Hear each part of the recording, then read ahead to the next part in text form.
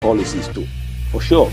Incidentally, we have several more stories. The legislature was carefully crafted to 22.2% inflation rates as of April this year. What does that say about where we are as a country? I think Nigeria has resorted to being resilient. Before you call a police station, before they even leave, they'll take permission from I don't think there's really anything on ground to improve. the struggle with ASU strike. The Minister of Education volunteered and said, give me 2 weeks. It was a lie.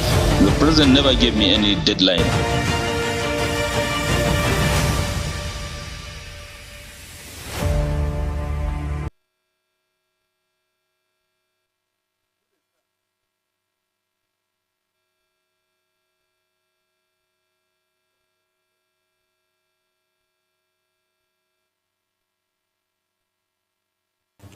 All right, welcome to Africa's finest breakfast show. It's Global Morning on Global Television. My name is Anthony Momodu, and I've got my guest who is ready. He looks like he's coming from the United Kingdom this morning to ensure that your day is truly amazing.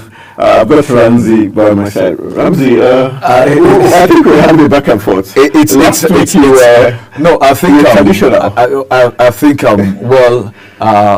it's okay. That's because there is an exchange today. I'm on English. You're in native traditional attire. Then next week maybe we'll do a swap again, or we decide on what to go for. Well, it's actually very good to stay unique, and it's a beautiful Friday. I know a lot of people are excited when it's Friday, and reason being that there's a lot of Owambe. Okay, over the weekend. So some person's weekend actually gets started from Friday. I know some of you are not even going to the office today, but then why skip a day? I think Friday should be another day to round up everything you've done from Monday, Tuesday, Wednesday, Thursday up, so that you can prepare for a new week.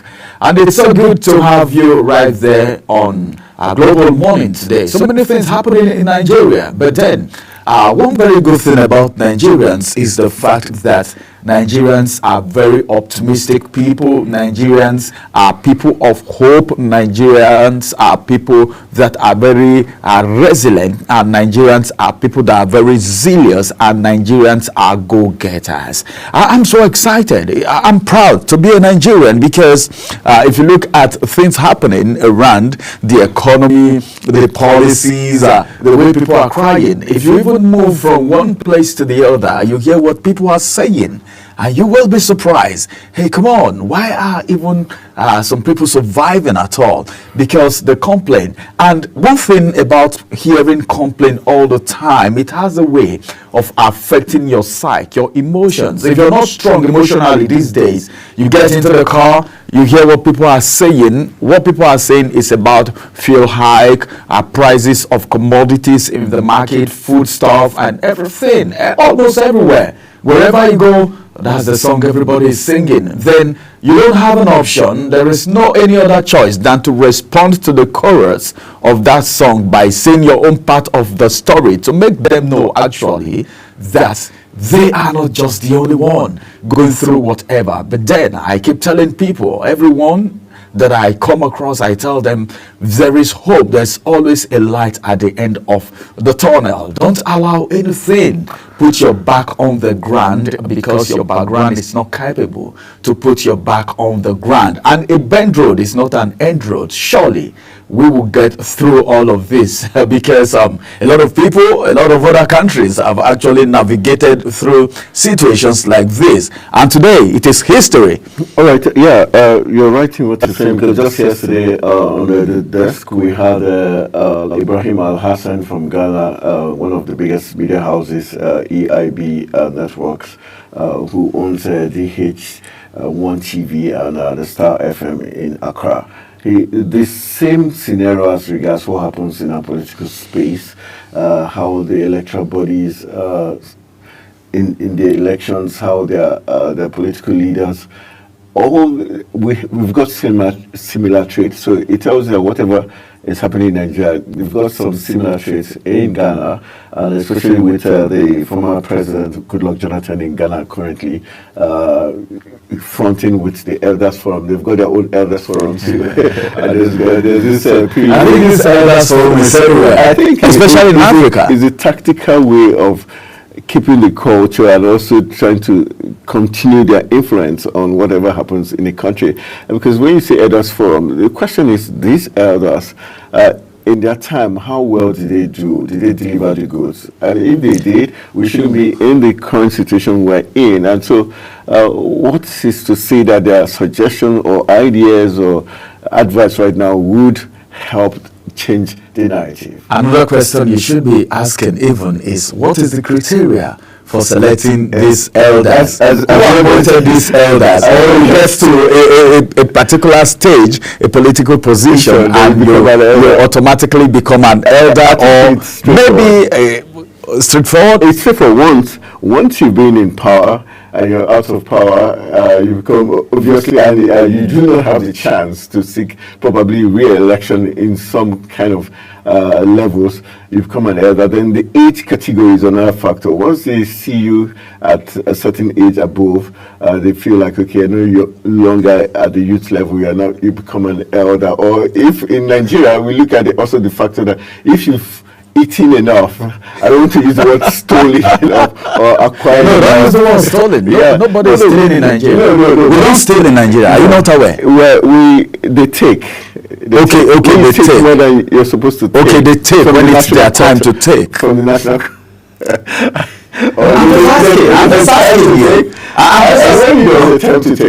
Maybe some persons may feel, well, it's my turn and this is my own time to get hold of the national cake. What was that term the president used? The term the president used? When was that? When he was saying it was his term to come out for presidency. You just said it. You said when it was his term. The term language. In Yoruba language. I know your... It's called... do I remember Emilokon? Emilokon. Emilokon. And it means?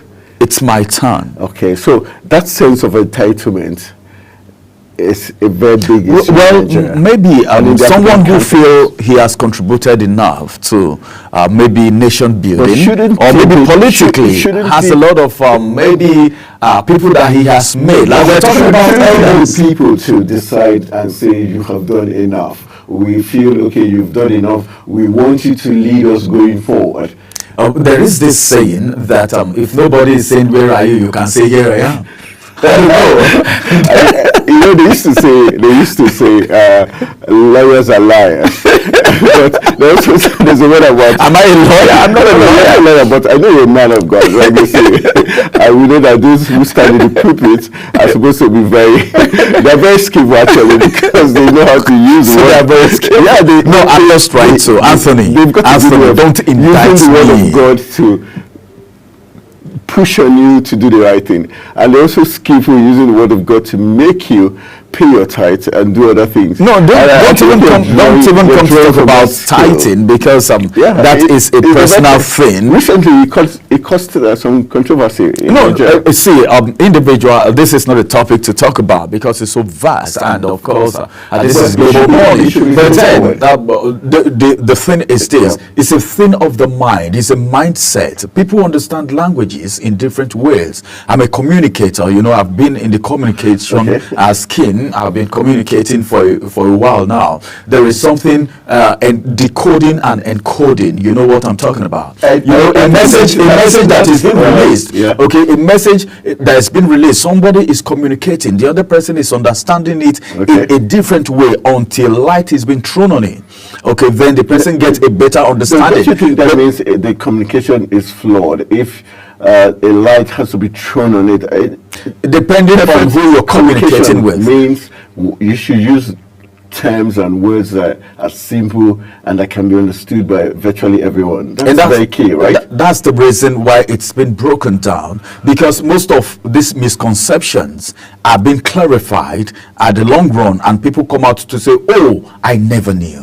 That's been the bottom line. A lot of people will come out to tell you, oh, I never knew. People put both foot forward at the same time, which is very bad. Take one foot forward so that if there's the best foot forward, if anything happens, you can maybe get backward, or maybe if it's good, you get ahead. But when you want to talk about things that you don't really know anything about, I think it's going to create more confusion. Because if we want to talk about this now, number one, we are not authorities. We are not. But I know you to a certain level.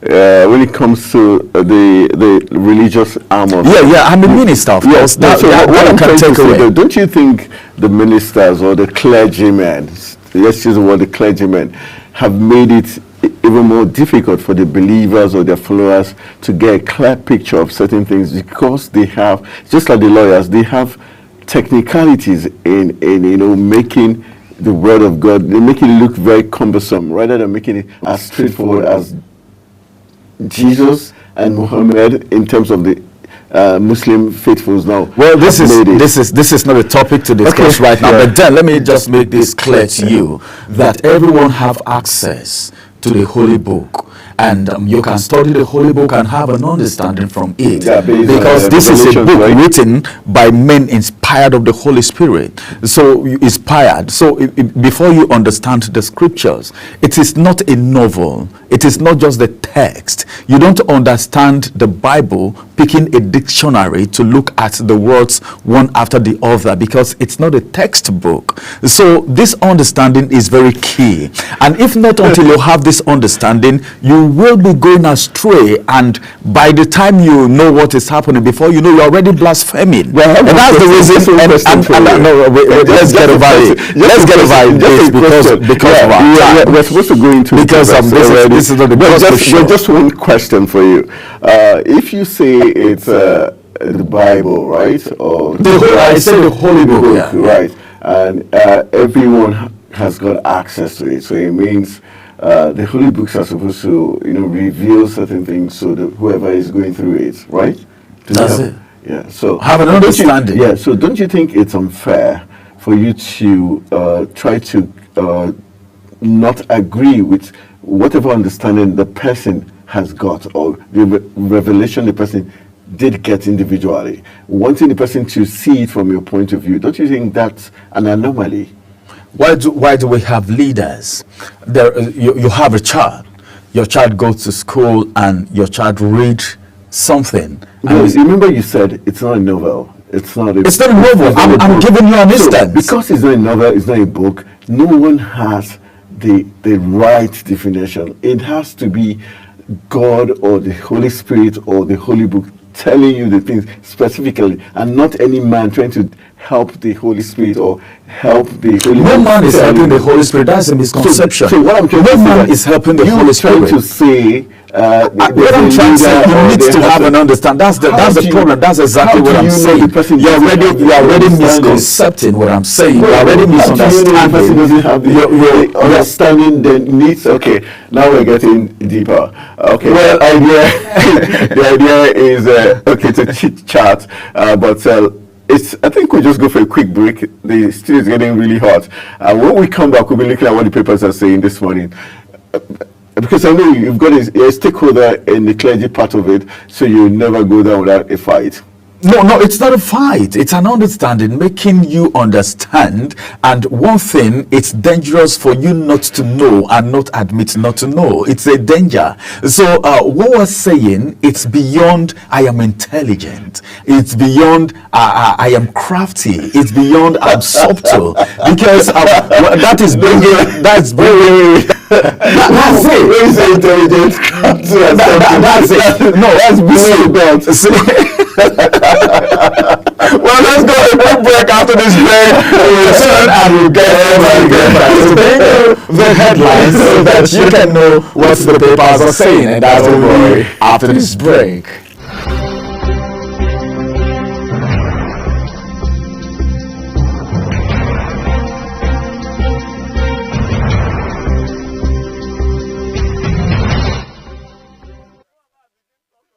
Global Morning Morning is your ultimate destination for engaging political and economic matters. I am Uyi Agmofwebe. And don't forget to include social discussions. Tune in every weekdays from 7 a.m. to 10 a.m. I am Queen Agaba. For insightful breakfast ideas, business summaries, sports highlights, international and local news perspective, I am Anthony Momodu. Don't miss the in-depth analysis of current and political issues by the Global Morning team and experts. I am Jumai Manson. Catch Global Morning here on Global Television. Getting on the action. I am Edikan Michael. We are the Global Morning team.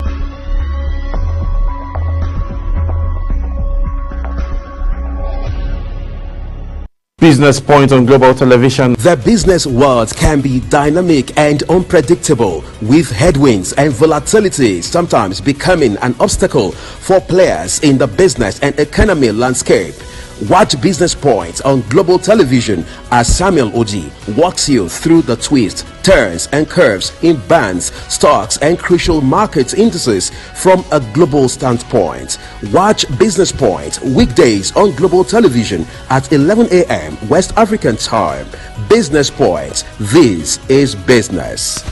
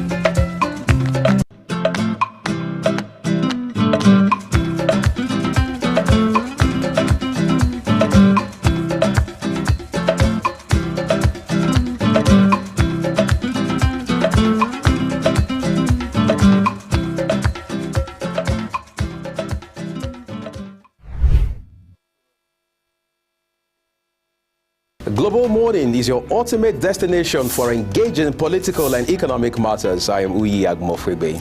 And don't forget to include social discussions. Tune in every weekdays from 7 a.m. to 10 a.m. I am Queen Agaba.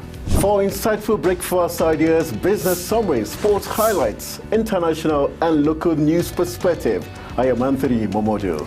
Don't miss the in-depth analysis of current and political issues by the Global Morning team and experts. I am Jumai Manson. Catch Global Morning here on Global Television. Getting on the action. I am Edikan Michael. We are the Global Morning team.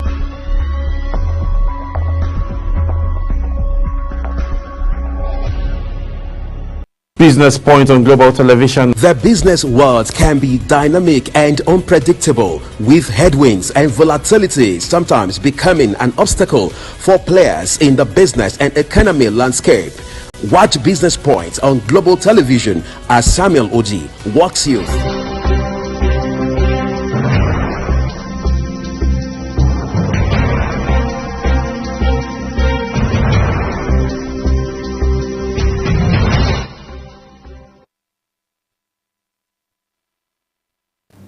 All right, welcome back. You're still watching Global Morning, and indeed it's been Ramsey cracking me up, him defending his territory sternly, and it's just why he's doing that. We just want to remind you that today is truly a very special day.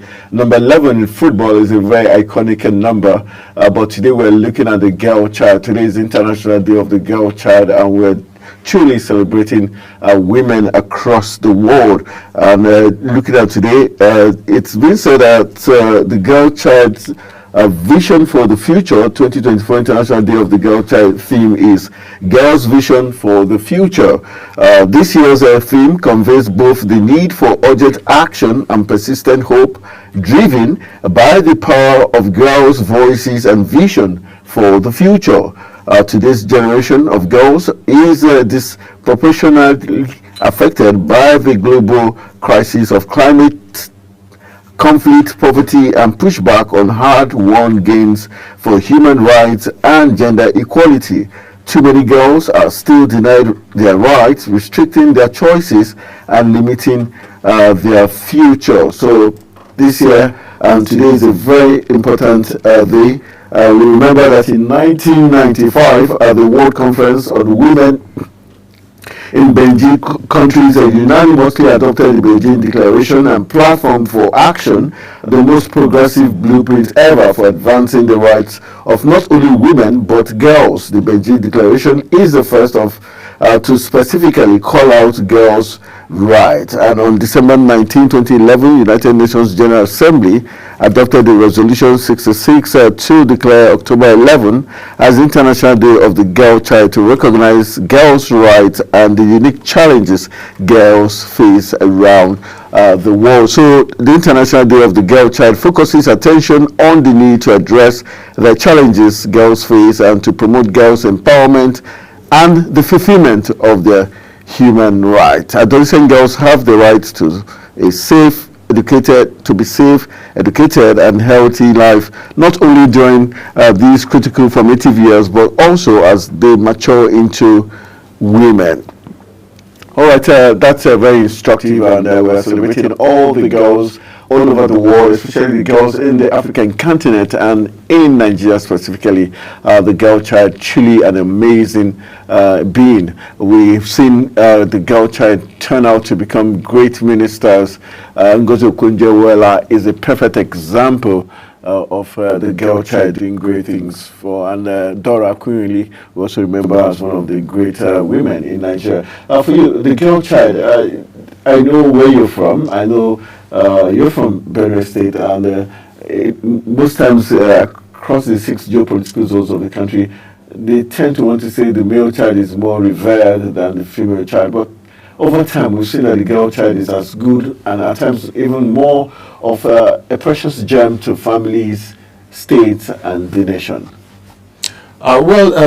First of all, happy Girl Child's Day. It's a very unique day for me, and happy Girls' Child Day to my wonderful daughter, Vida. Happy Girl Child's Day to you and every other girl around the world. Malala, the lady who is the Palestinian lady who is always advocating for the girl child education, Malala Yusuf.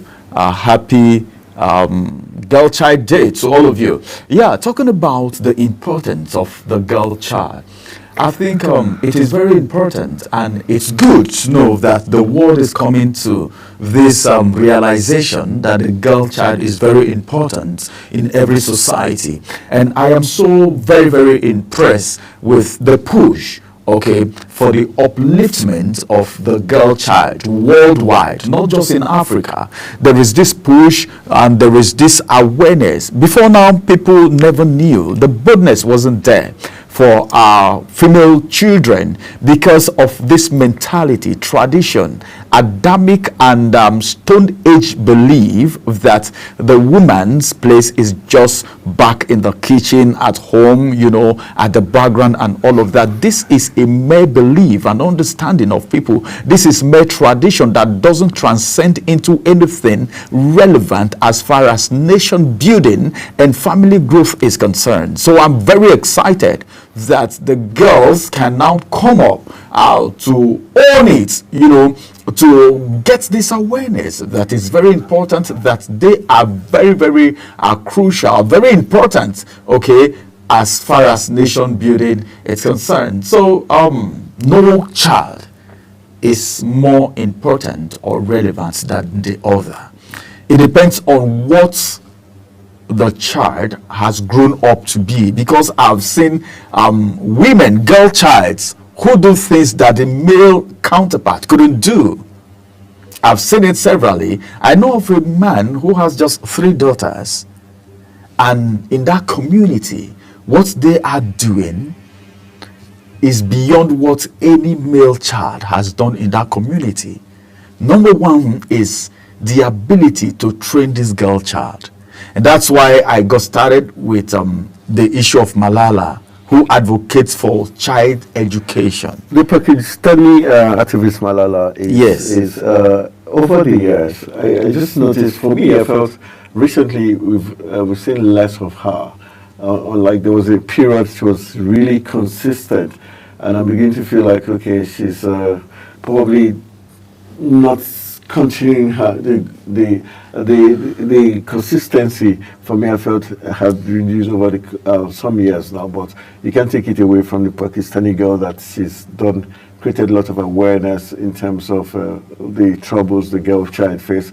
The funny thing is that the girl child, their struggles begins from once they are born until even they become women. And even when they become women, the struggle doesn't end there, because we also have the fact that they now become mothers, and so it's like the next phase of their life is trying to bring up kids, train up kids. So I think the girl child deserves all the support they can get, especially when you look at government policies and all that that seem not to always favor the girl child. For instance, remember how when the Nigerian women tried to ensure that they've got some allocations in terms of the political sphere, so that there's certain quota that can be allocated to women in the House of Representatives and the National Assembly. But even when they did push for that, consistently we saw the main folks not agreeing to give them that allocation and that slot. And the issue of having a woman as the president of Nigeria still remains a very hot debate. Some say Nigeria is not ripe for women to take charge, and whenever you bring up the issue of how well the women have done, they also want to play the cards of the bad sides, or the women who have not done the gender any good. But for me, I feel it's a 50-50. Just like you have some men that have not done us good. The truth is this: power is not being given in Nigeria, but power is being taken. Everywhere in the world. Everywhere in the world. Everybody will give you so power. When you say you're looking forward to when a woman become the president of this country, the question I will always ask is, how many women are ready to battle it out in the race? Today, I think in the race, that's just the race is not the platform, or it's not a level playing ground. So it will be unfair. Give it a try. It's going to be unfair because the men. If you see, politics in Nigeria is, like they say, really dirty. It's not straightforward. That's what they say. And the women can't play dirty. The women can't get violent. I don't understand. No. Let's don't get it. Let's don't get it twisted. Election in Nigeria, maybe governance, political positions in Nigeria is not dirty per se. It is not violent per se, but a pocket of people who try to find their way, by all means, try to instigate violence. And we mustn't categorically say that election or getting into power in Nigeria must have to be done violently. I'm just trying to correct that impression. So what I'm trying to say is this. It's not an impression. It's the reality. Unless in as much as I agree, we should paint our nation in good light. But the truth must be said, elections in Nigeria are not pretty. It's violent. It's not pretty. Because if you, it depends on your definition of violent, or let's say description of what violence means. But if you look at I was in Edo State for like 30 days. There were places we went, Edo North, we were shot at 3 times. Okay, places, not everywhere. Not everywhere. Good. That's what I'm trying to say. Whether you like it or not, there are people who are crazy about power that would want to do anything to get there. A pocket of people, and not everyone. So I'm talking about generalizing, and I still go back to the fact that it will be necessary, if these women put their best foot forward, to give it a try. It's better to try than not trying at all. Okay, maybe you tried the first time, okay, you didn't succeed. Like we have Okonjo Iweala doing very well where she is right now. But okay, in politics. Not in politics. She's doing well where she is right now. I'm just giving you an instance. Okay. Getting to that place, okay, it wasn't just very easy. You just walk there. It was based on her educational qualification, her work experience. Then she was voted for. Good. She was voted for. Those who voted her on premise that one, she had worked for Nigeria. They've seen her capacity. She had worked for international organizations. So the same thing we're saying. So, but in politics, the voting you're getting, you have to have a deep pocket first of all. I think for the girl child, let's just get it straight here. If you're a girl child and you're interested in politics, don't get discouraged by what is happening. We've heard a lot of, we've had in the past, some women in political positions, even though some actually fumbled in the process, just like the men. It's not peculiar to the women alone. So what you should do is give it a try. All right, get started maybe from the grassroots. You grow in the process. And I think the best way to do this thing is belonging to a political party where you know your influence can be felt and you can be fronted. That's the word. If you're being fronted from a political party, let's say for instance, APC or PDP or one party just decided that this year in this election, we are going to front this woman, this lady, because of her pedigree, because of what she has done. Just like the way Labour Party came up with Peter Obi, and a lot of people went after them, even though the struggle didn't see the light of day. So the women can also give it a try. Just give it a try from your party, then you grow on the ladder until you get contesting for the position of the president of this nation. One day, remember in America, there are presidents who try over and over and over again, even though they were male, before they got it. So trying once and going back and say, well, this thing is difficult, is violent, is this and that, you wouldn't get there, because sometimes the violent take it by force. So the kind of violence that we're talking about is consistency and persistency. That's what we mean. Not going to fight, not getting gone for some jobless youths who want to get manipulated, selling over their future. All right, well said, and we urge you to celebrate the girl child wherever you are in Nigeria and across the world, as today is a very important day, the International Day for the Girl Child. It's now time for us to look at what the papers are saying this morning. I don't know, Ramsey, you've got some of the papers. Let's see what the big headlines making the rounds in the paper. But before we do that, let's just go for a quick break. Once we return from this break, we're jumping into the papers. Stay with us.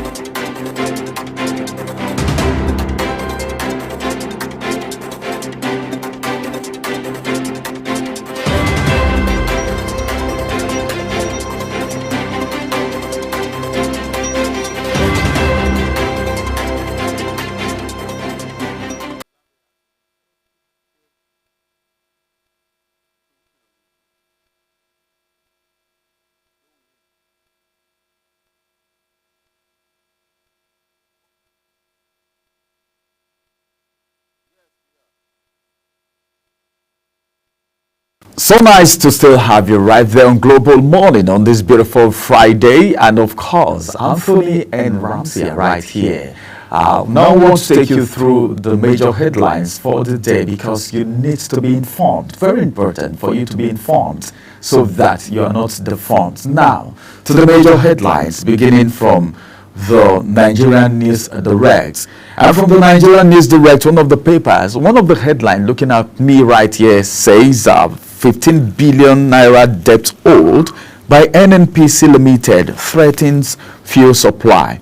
This is coming from marketers as they lament. Well, a lot of drama right now, a lot of drama. We don't even know what to believe anymore, because a lot of people are saying so many things. People are saying different things. We don't know what to believe.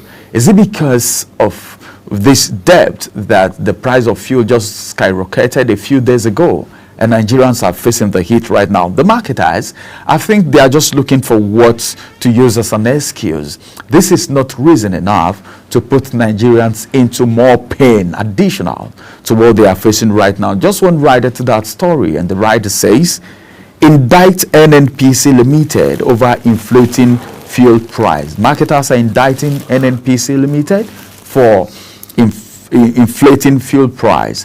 Then this one says a First Lady donates 1 billion naira to OAU as Oni names building after her. Details read on page 13. The next one says Wike's faction triumph as court upholds Amewule as Rivers Speaker. Details read on page 3. Well, the issue in Rivers State is not something that you can just see and walk over it. It's overstayed. It has been overflogged. I think Fubara now should be allowed to just get grip of River State and do what a governor is supposed to do. But then also good, I think the court is the one coming up with this. Then this one is on page 13. It says a new Mercy Children Hospital will last centuries. That's coming from the governor of Lagos State, Sanwo-Olu, His Excellency. Governor Sanwo-Olu is the one saying that. Then the last headline from here says, this is not the last, second to the last, Ogun government commences sale of subsidized federal government rice. Details read on page 13. I think when I was coming to work this morning, some persons were talking about it, and someone asked a very pertinent question. Why just the civil servants enjoying the subsidized rice? And someone said, well, maybe with time it's going to get to the public. I don't know. The civil servants enjoying the rice, the subsidized rice, I think it's not so good for the country. I think something will be done. I believe the federal government will do something. And finally, from the Nigerian News Direct this morning, this one says, Dangote malls crude deal cement production with Caribbean countries. Okay, that's it. He said it.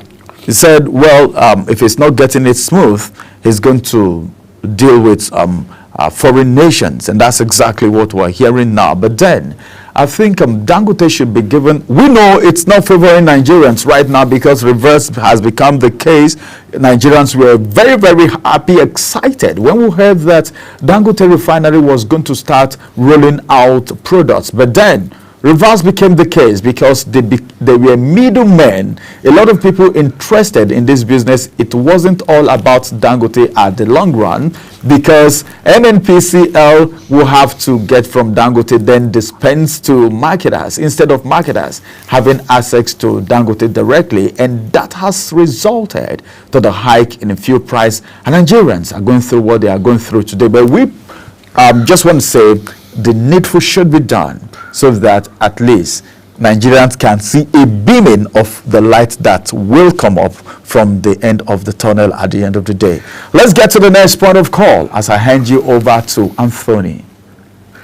All right, let's look at what the Nation newspaper is saying this morning. The very interesting headline stories coming from the Nation's newspaper. We've got at 90, I am prepared for my death, says Soyinka. That's the very interesting headline story there. At 90, I am prepared for my death, says Soyinka. We've got 125 CNG conversion centers activated across states. That big story is on page 4 of the Nation's newspaper. We've got court is a rider. Fubara more state budget 2024 to Amawule's led house. Court of Appeal dismisses governor's case. Rivers heads for Supreme Court. Never-ending story and never-ending crisis coming from Rivers State there. We've got marketers sell petrol at price. All right, sells petrol at different prices in deregulated market is the headline story there coming out from the Nation's newspaper. Very interesting stories there. But let's look at the stories for you. Which of them catches your fancy? We've got courts, Fubara, Mostic budget to 2024 to Amawule-led house. Do you think this is still the bickering between Wike and you think this is like catching Fubara, in a very tight corner? Because I don't get him here, let me get him here. Yes, and do you think the judiciary is not helping matters? Because with what is playing out, shouldn't the judiciary try to quell this crisis by just allowing the governor-elect, the governor of the state, incumbent governor, talking about Sim Fubara, just continue by taking away a Amawule-led house so that for once we can have peace? Because it seems this back and forth is not doing the country, Rivers or the country any good. I think the problem here is the fact that both Fubara and Wike have forgotten the fact that Wike especially, because it's not all about them even. It's all about the people. So if you have any rift between yourselves, go settle it. But now, the way it is right now, okay, this instruction coming from the court, I don't know, but there was this, I won't obey court orders that was in the air last week when the two of them had when Wike was accusing Fubara of not obeying the court order that said he shouldn't hold the local government elections. Yes, hold the local government elections. The elections was held, and a party that's not very known swept almost all the local government, and people were asking so many questions. Then Wike on his own part right now, I think they should know that it's not all about them. Their own personal interests should not override the interests of the people. Rivers State, the governance in Rivers State is not smooth right now. Fubara, from one case to the other, from one fight to the other, he has not even settled down as the governor of the state to even carry out his governing activities the way it ought to be. And time is running very fast, and what he's supposed to do, he's not doing it. And at the end of the day, there's this saying that when two elephants fight, the ground suffers. It is the people that are feeling the heat of this. But now, coming to say, well, the budget will have to go through this, the speaker, I don't know, would they be able to work together? That's the problem. Then what do you says work together? Amos 3:3, yeah? Amos 3:3. Yeah. Except to agree, they cannot work together. That is Amos chapter 3, verse 3. You know, there needs to be this agreement. But what is it? Whatever the problem is, what is it that one cannot sacrifice, okay, and let's go for the sake of the people and the sake of the state? It's all about the ego. But for me, I feel that if they truly love the state, one should take a back seat. And for me, it's as clear as daylight and dusk. I think the Minister of FCT he's already in FCT. He's been very unfair. You're already in the FCT. You've done your tenure as governor. Let this man govern the state. If you truly love the people, you should not continue bickering. You shouldn't continue making life impossible for the people of Rivers State. And for me, I feel the federal government also is being insincere in not calling Wike to order, because it's a straightforward discussion. You appointed, if he's taken out from being the FCT minister, that alone will also even quell him down.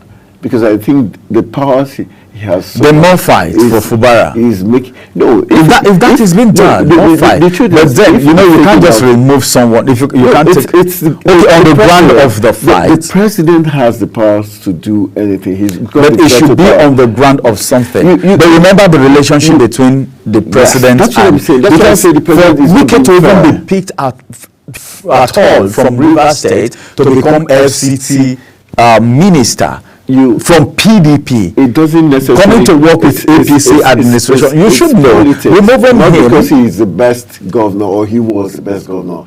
If you want to pick governors that you would say have been there for the people or are administering for the people, Babagana Zulum is a perfect example. That's for you. No, it's not about. Look at the crisis in the Middle East, but he still goes around, still governing people, still providing. Anthony, I think, but it's all politics. Anthony, that's it. There are things we need to understand as far as politicking is concerned. There are things we need to understand. You can't take that personal interest away, no matter how good you are. But the people's interest. No matter how good you are, okay. No matter how good you are, if we don't have good relationship, I wouldn't want to work with you as far as Nigerian politics is concerned. And you know how these things play out. Okay, you rub my back, I rub your back system. Or should I say a system where's the place of the people? That's what we're saying. The same thing we're saying. Interest should come first. Should come first. Interest but should come first. Do these people know about that? That's what we're saying. But the bottom line is, whatever the situation is, I think it's high time the parties concerned will put the interests of the people first and, of course, focus on their various offices and make things work. Because the distraction is even too much. Because if you're distracted, you won't do too much. Imagine you're thinking about this, you're thinking about that.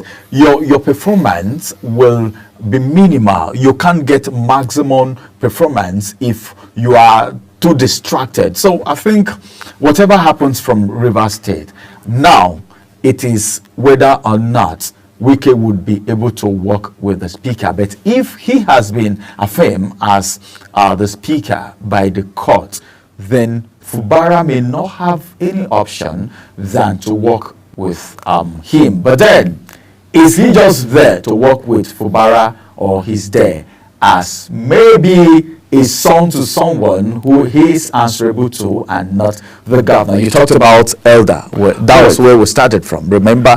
So some elders may be playing some roles in the life of their young men and women as far as politics is concerned, and that's what brought Rivers State to where it is right now. All right, let's leave Rivers State. It's almost time for us to get into the Global AM news, so we'll be going for a quick break for us to give you all the big stories making the rounds on the global scene and also in Nigeria.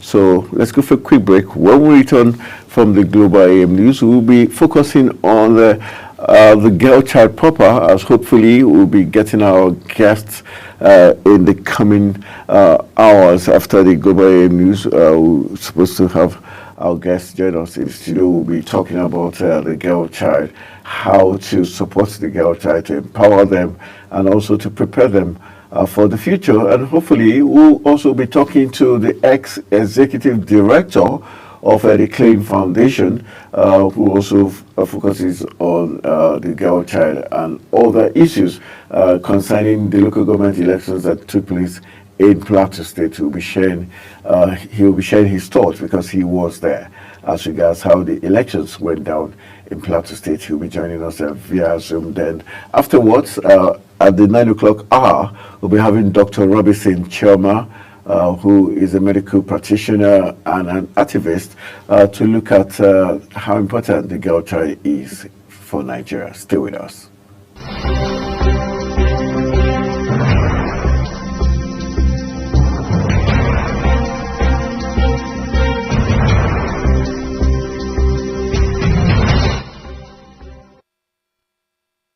Global Morning is your ultimate destination for engaging political and economic matters. I am Uyi Agmofrebe. And don't forget to include social discussions. Tune in every weekdays from 7 a.m. to 10 a.m. I am Queen Agaba. For insightful breakfast ideas, business summaries, sports highlights, international and local news perspective, I am Anthony Momodu. Don't miss the in-depth analysis of current and political issues by the Global Morning team and experts. I am Jumai Manson. Catch Global Morning here on Global Television, getting on the action. I am Edikan Michael. We are the Global Morning team.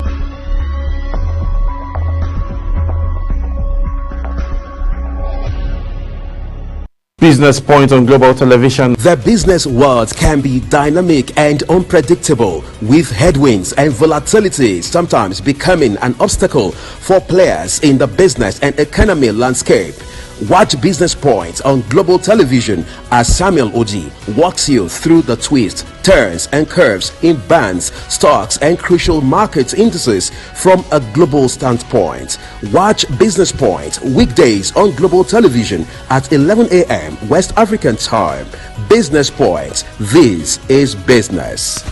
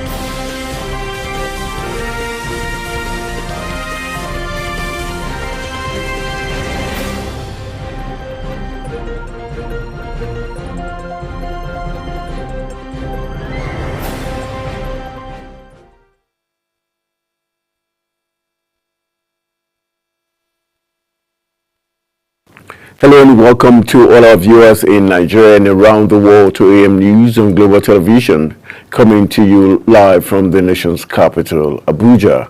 I am Anthony Momodu. A quick reminder that Global Television is on DSTV channel 365 and free to air on Nikonsat. Vice President Kashim Shettima has called for a concerted effort to tackle the out-of-school children crisis in the country, saying that children abandoned to the streets are a liability that the nation will one day pay for. Shettima, who spoke at the International Conference on Girl-Child Education in Nigeria at the banquet hall of the Presidential Villa, organized by the Nigerian Governors Forum, noted that the dignity of the girl child defined every civilization, noting that Nigeria was bound by the duty higher than merely observing the challenges before the country. The National Drug Law Enforcement Agency (NDLEA) has announced a review of its visa clearance procedures, a controversial requirement which mandated married women to submit an approval letter from their husbands as part of the visa application process, sparked widespread debate on social media. Many have criticized the policy, describing it as outdated and discriminatory.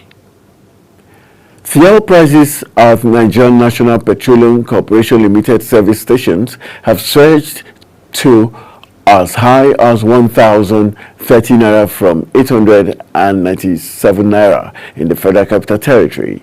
Samuel Odi, who went around Abuja, reports that long queues of motorists were observed, with many hoping to buy the pricey product.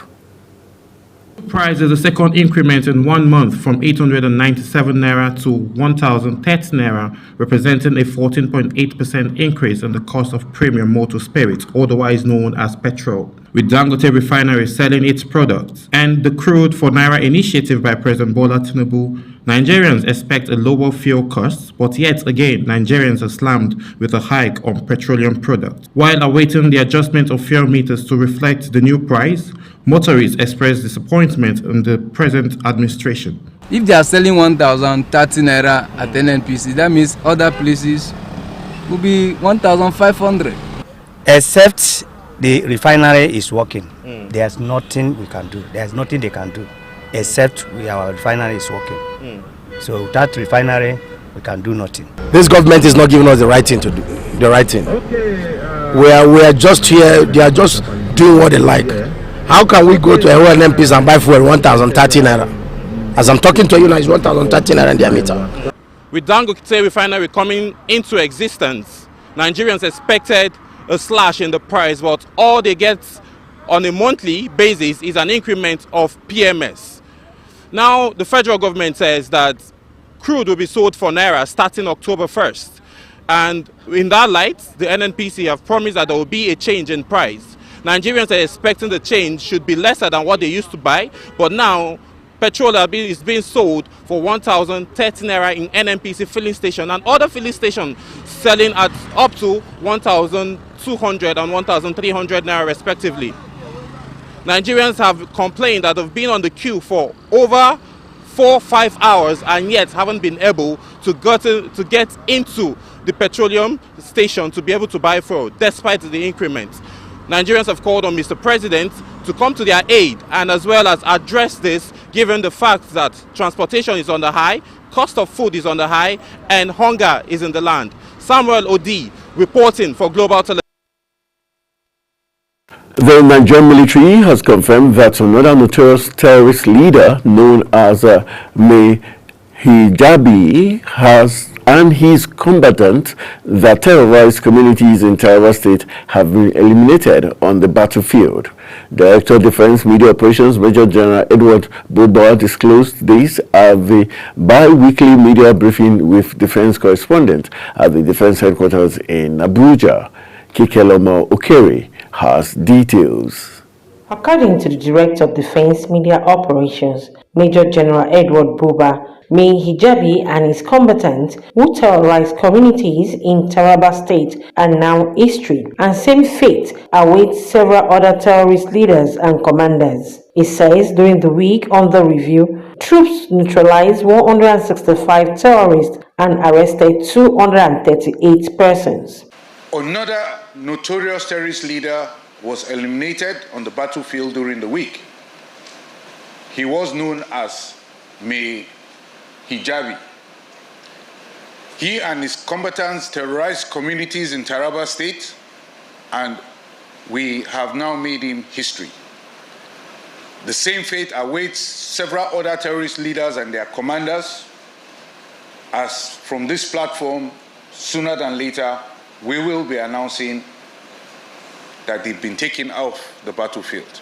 It further reveals that in the South-South zone, troops arrested 35 perpetrators of oil thefts, denying them of stealing oil worth over 6 million naira, and rescued 188 victims of kidnapping. Discovered and destroyed 58 boats involved in crude oil theft activities, 39 storage tanks, among other items that were destroyed.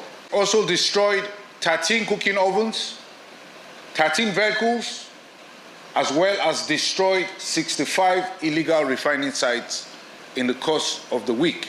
General Buba affirmed that battle damage assessment reveals that several terrorists hibernating at different locations were neutralized and their logistics destroyed. The Military High Command says the service is reassessing and making necessary adjustments to ensure peace and security for all citizens across the country. Kike Lomo Okere, Global Television News.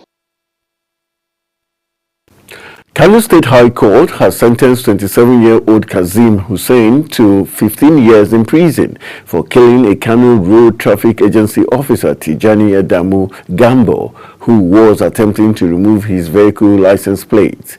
The court also imposed a fine of 500,000 naira with an additional 5-year jail term if Hussein fails to pay the fine. Presiding Judge Justice Mariam Sabo ruled that the sentences will run concurrently and commence from the date of Hussein's arrest. According to the prosecution, represented by Barrister Mahdi Aliyu Abdurrahman from the Kano State Ministry of Justice, Husseini committed the culpable homicide on October 29, 2021 around 10 a.m. on Airport Road opposite the El Dorado Cinema in Nasarawa local government area.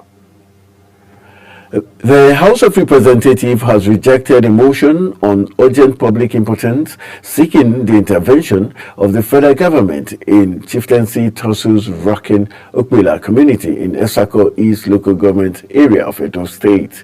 The motion was moved by the member representing Esako East and Esako West federal constituency of the state, Dekeri Anamaro.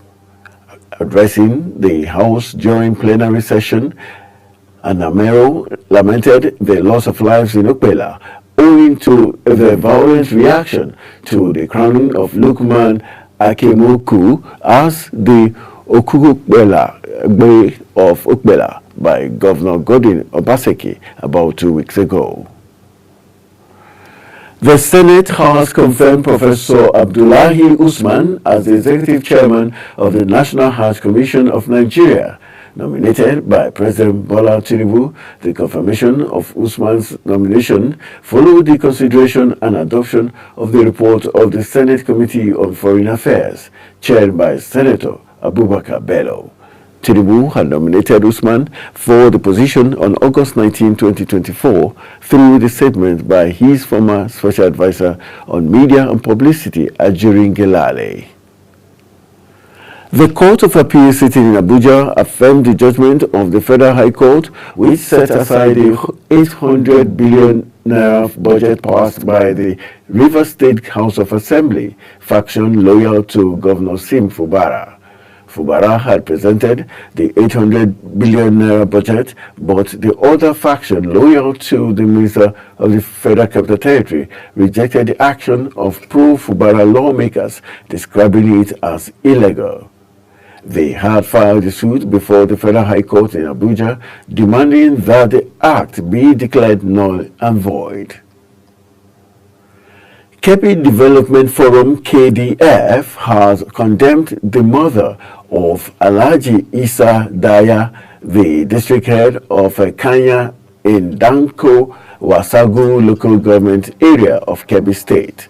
The forum, in a statement by its public affairs officer Abubakar Abdullahi, also condoled with the family of the deceased district head governor of Kebbi State, Nasir Idris, and the emir of Zuru, Alhaji Sani Sami, and prayed God grant the deceased eternal rest.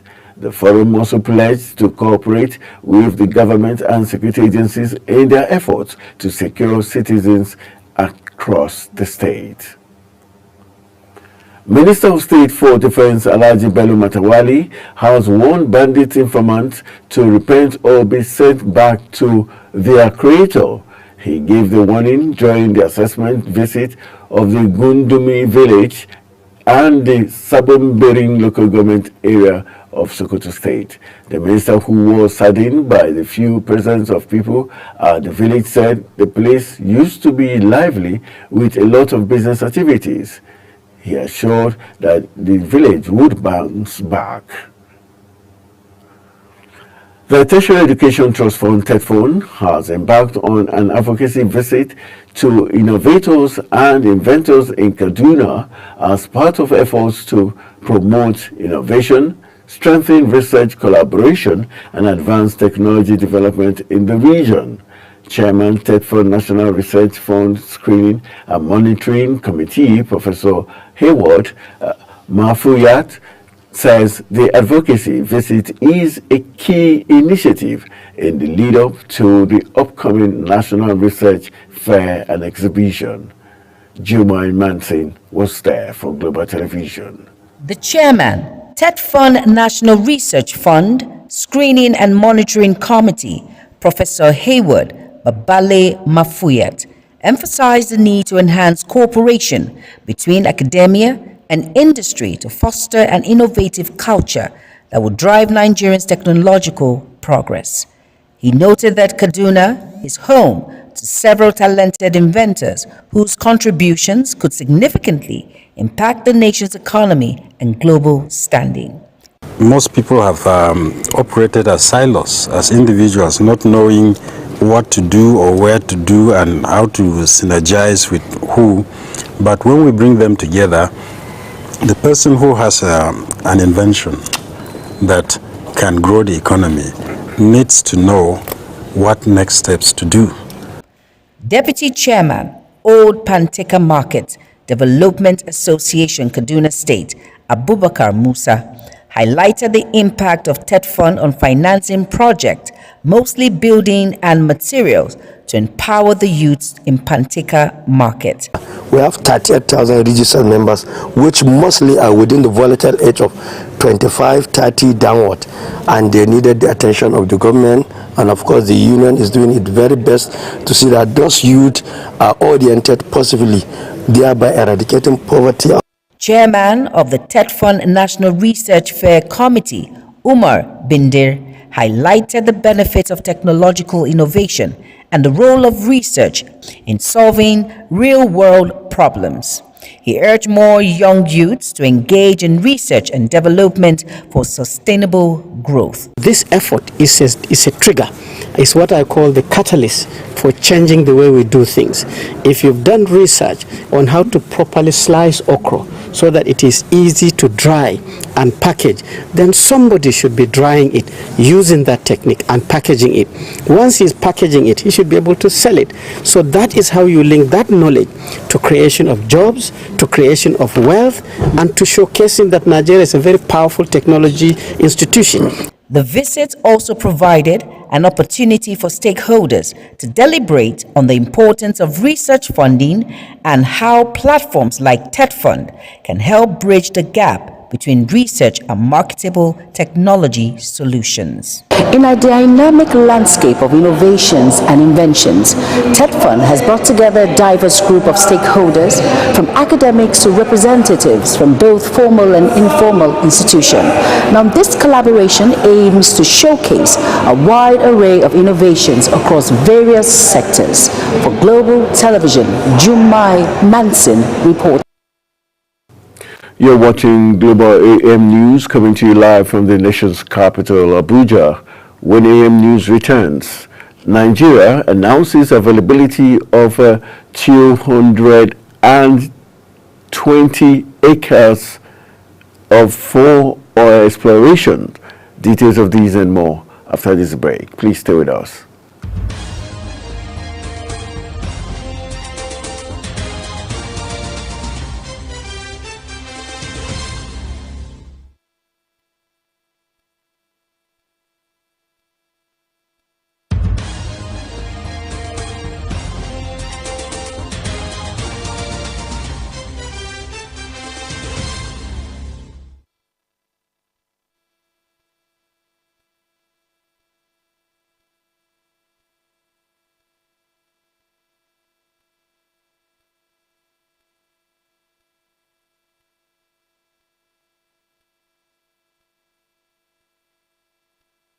Welcome back from the break. This is Global Television bringing you live broadcast of the AM News. Thank you for staying with us.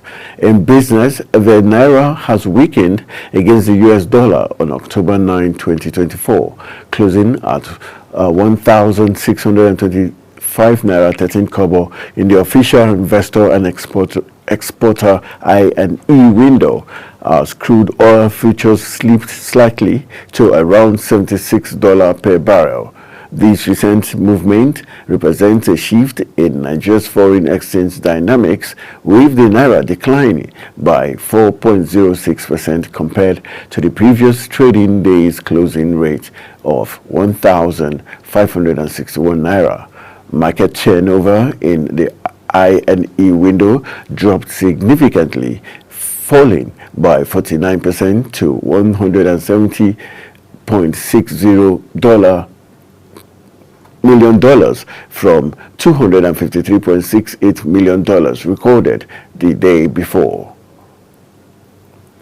As prices of petroleum products skyrocket in Nigeria, with its attendant economic implications, an oil and gas sector expert, Dr. Timothy Okon, spoke exclusively to Global Television's Sharon Ajay on some of the factors driving the market.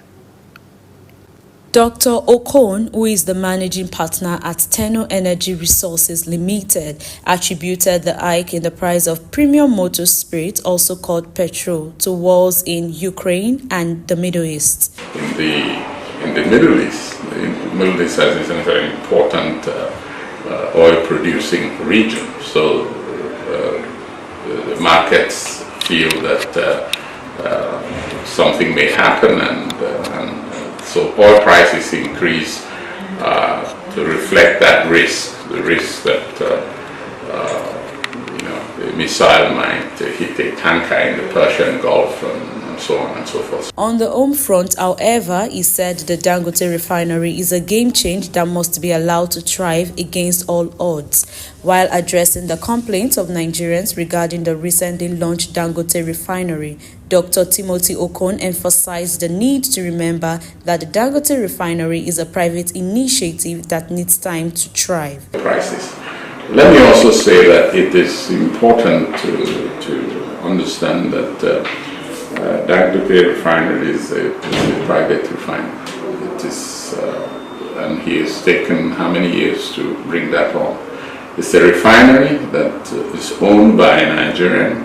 It's one of the largest in the world, and we expect that refinery, which is a success story, remains a success story, because it gives Nigeria access to significant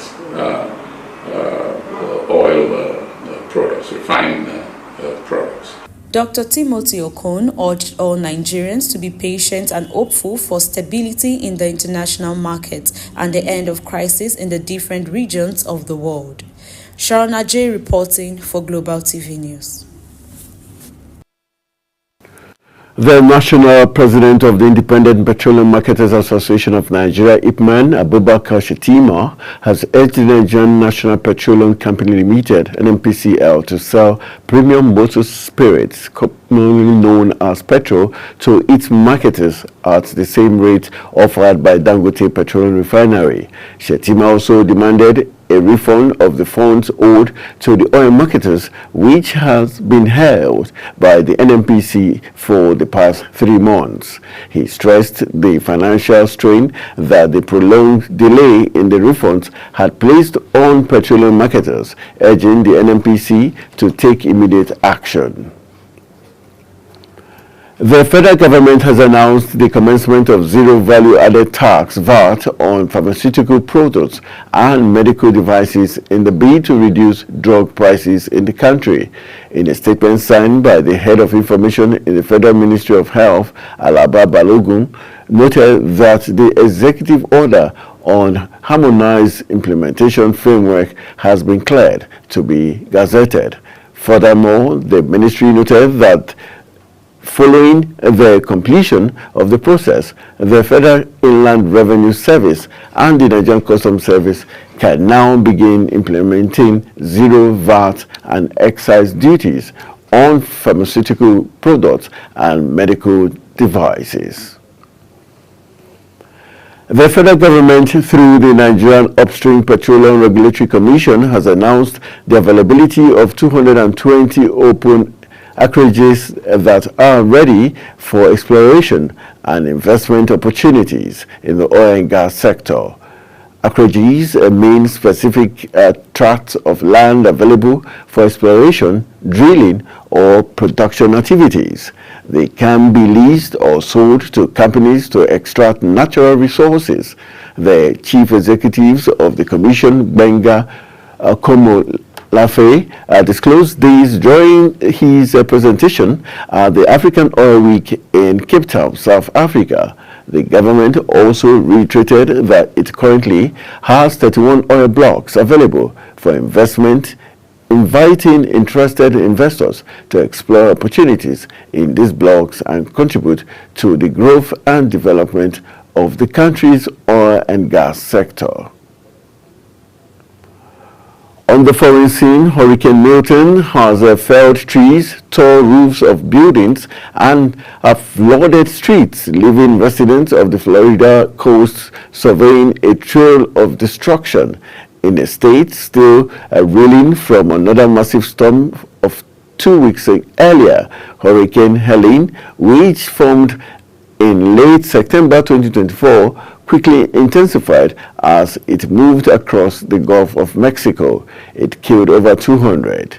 It became a Category 4 hurricane with maximum sustained winds of 140 meters per hour before making landfall on September 27 near Perry, Florida. Meanwhile, over 3 million Florida homes and businesses were without power after the weather from made landfall as a Category 3 storm near the Sister Key on the U.S. state's western coast.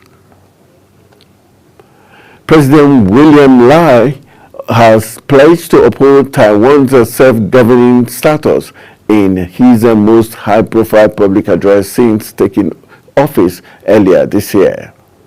In the tinily veiled reference to China's claim over the island, Lai said he would uphold the commitment to resist annexation or encroachment over their sovereignty. At the same time, Lai promised to maintain the status quo of peace and stability across the Taiwan Strait and pledged to cooperate with Beijing on issues such as climate change, combating infectious diseases, and maintaining regional security. Otto Han Kang has become the first South Korean to win the Nobel Prize in Literature for work characterized by the correspondence between mental and physical torment as well as historical events. Han is best known for her book, The Vegetarian, her first novel translated into English, which won the Man Booker Prize in 2016. I felt I could question the very natural thing that we are human beings, and I wanted to stay in the difficult question of the meaning of being human. The Swedish Academy says Khan was honored with the Nobel for her intense poetic prose that confronts historical traumas and exposes the fragility of human life. The Palestinian government has called for the formation of an international investigation committee by the United Nations to investigate and come out with the final report on those to hold accountable on war crimes committed before, during, and after October 7 attack. The Palestinian ambassador to Nigeria, Abdullah Abu Shawesh, made this call during a press briefing in the nation's capital, Abuja. Global Television correspondent Anthony Momodu tells us more.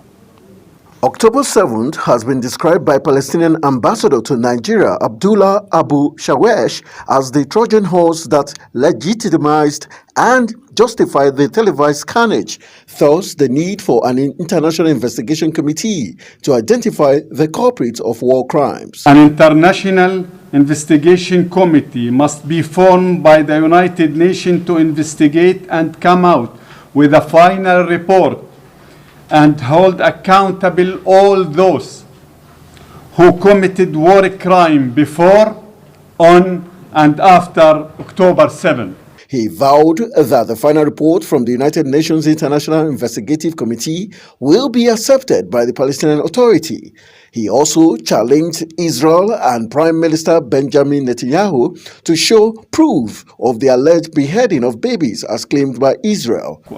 In a yearly basis, they are denying our right to self-determination. This is the exact right that you in Africa, you in Nigeria here, gain your freedom 60 or 70 or in some places 50 years ago. The ambassador decried the abuse of veto power of the United States, thus preventing the end of the carnage in Gaza and the Middle East amidst efforts to end the war. When it came to the Security Council, you all know that there is a big hammer there called the veto, used by America, United States of America, at the very last years for 6 times to block any motion, to block any move to put an end to this carnage. As the Palestinian government calls for an international investigation committee to be formed by the United Nations to get those responsible for war crimes before, during, and after October 7 attack,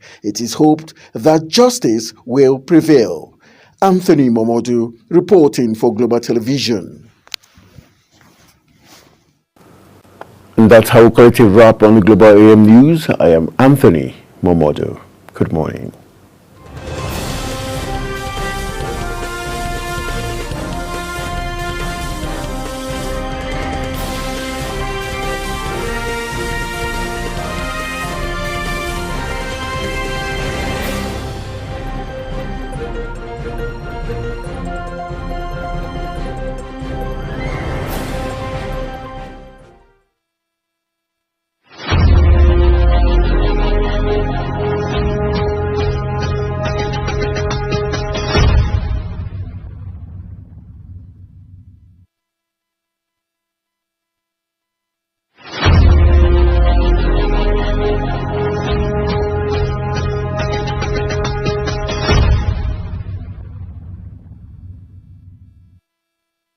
Global Morning is your ultimate destination for engaging political and economic matters. I am Uyi Agmofrebe. And don't forget to include social discussions. Tune in every weekdays from 7 a.m. to 10 a.m. I am Queen Agaba. For insightful breakfast ideas, business summaries, sports highlights, international and local news perspective, I am Anthony Momodu. Don't miss the in-depth analysis of current and political issues by the Global Morning team and experts. I am Jumai Manson. Catch Global Morning here on Global Television. Get in on the action. I am Edikan Michael. We are the Global Morning Team.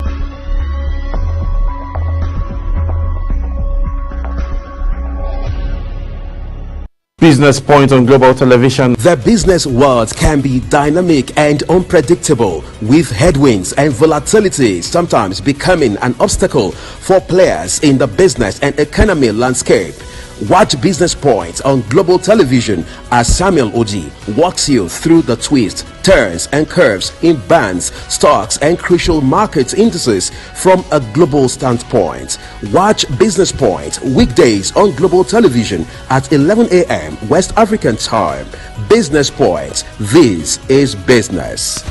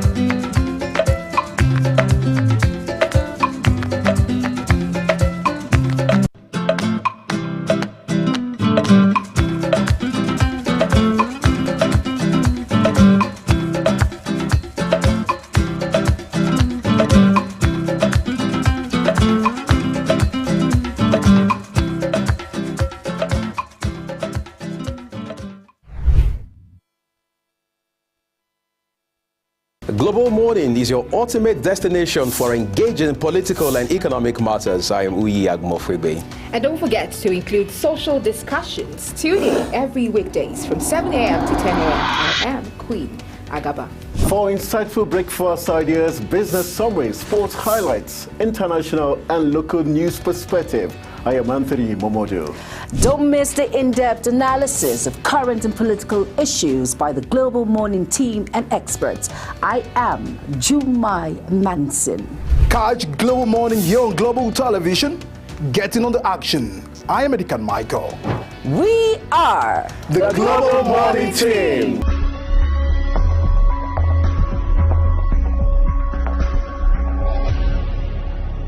Business Point on Global Television. The business world can be dynamic and unpredictable, with headwinds and volatility sometimes becoming an obstacle for players in the business and economy landscape. Watch Business Point on Global Television as Samuel Oji.